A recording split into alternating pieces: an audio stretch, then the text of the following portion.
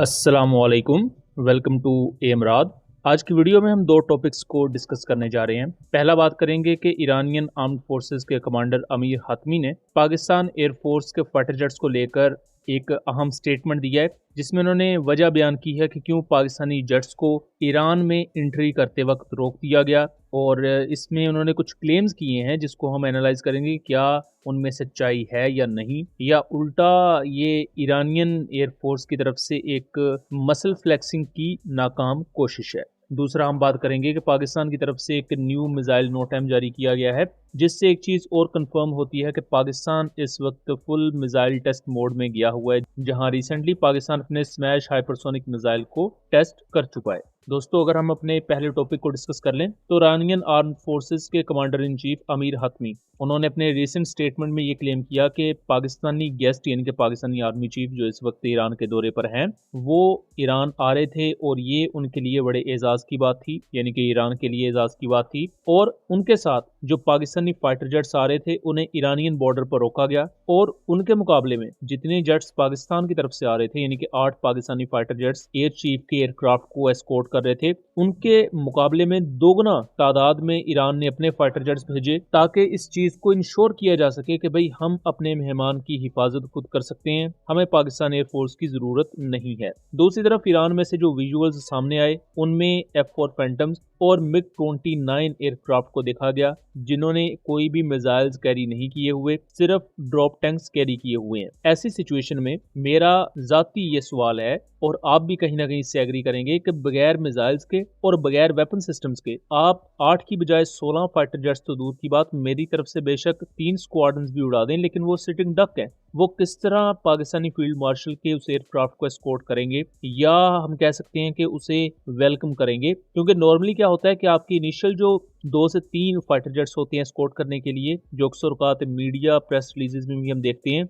उन्होंने भी missiles carry नहीं किए होते, बट उनके पीछे जो बाकी एक्चुअल में एस्कॉर्ट कर रहे होते हैं फाइटर जेट्स, वो प्रॉपर मिसाइल से लोडेड होते हैं। और यहाँ भी जो पाकिस्तानी फील्ड मार्शल को 8 GF-17 थंडर ब्लॉक 3 और कुछ दूसरे एयरक्राफ्ट एस्कॉर्ट कर रहे थे, उन्होंने air to air missiles carry किए हुए थे। अगर कोई भी थर्ड पार्टी अटैक या फॉल्स फ्लैग अटैक होता है तो वो इस ट्रांसपोर्ट एयरक्राफ्ट को सेफ गार्ड कर सके। जबकि दूसरी तरफ ईरान की तरफ से जो फाइटर जेट्स आए, ज्यादातर उन्होंने मिसाइल्स कैरी नहीं किए हुए थे।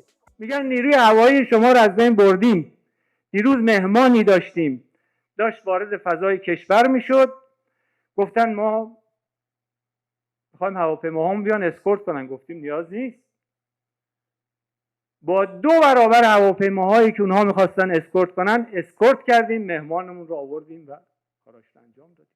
लेकिन ईरानियन कमांडर इन चीफ ने एक ग्रेटिट्यूड और रिस्पेक्ट शो की है पाकिस्तानी फील्ड मार्शल की तरफ, और उनके रोल की तारीफ की है। पाकिस्तानी फील्ड मार्शल की ईरानियन आर्म्ड फोर्सेस के जो ऑफिसर्स हैं उनके साथ मुलाकात हुई है खातमुल अंबिया हेडक्वार्टर में, जो कि तेहरान में मौजूद है। और पाकिस्तान और ईरान के दरमियान डिफेंस कोऑपरेशन को लेकर डिटेल से बहुत से फ्रेमवर्क पर इस वक्त काम चल रहा है। इसके साथ साथ अमेरिका की तरफ से जो कुछ डिमांड्स हैं, जो कुछ गेन्स एंड गेजेस हैं, उसको भी डिस्कस किया गया है ईरान में। इस पर जैसे मजीद डिटेल्स आएंगी हम उस पर आपको आगाह रखेंगे। अब आ जाते हैं हम दूसरे टॉपिक पर। दोस्तों, पाकिस्तान ने रिसेंटली स्मैश हाइपरसोनिक मिसाइल का टेस्ट किया है। एक्सटेंडेड रेंज वेरिएंट है ये, जिसे स्मैश 2 भी कहा जा रहा है, और इसकी रेंज 350 किलोमीटर से बढ़ाकर 450 किलोमीटर की गई है। अभी इस मिसाइल को ही डिस्कस किया जा रहा था इंडिया, पाकिस्तान और इवन इंटरनेशनल मीडिया में, कि पाकिस्तान ने एक और मिसाइल टेस्ट अनाउंस कर दिया है। ये एक एरिया वार्निंग आप देख सकते हैं 20 से 21 अप्रैल के दरमियान, और ये एरिया वार्निंग और माड़ा नेवल बेस से स्टार्ट होके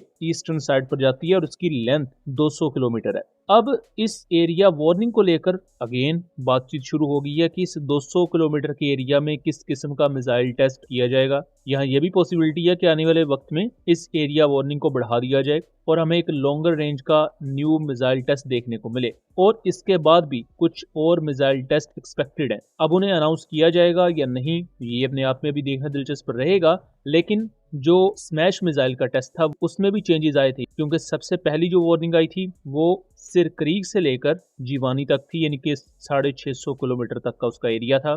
बाद में उसमें निवेरा वार्निंग एक और एडिशन उसमें किया गया 450 किलोमीटर का, और अल्टीमेटली पाकिस्तान ने एक्सटेंडेड रेंजेस पर स्मैश 2 हाइपरसोनिक मिसाइल को टेस्ट किया। अब इसके बाद ये जो एक और नोटैम है, इसकी अभी तो लेंथ 200 किलोमीटर है, बट अभी हमें कुछ दिन तक और वेट करना पड़ेगा कि क्या ये रेंज 200 किलोमीटर तक ही रहती है या इस एरिया वार्निंग को बढ़ाया जाता है।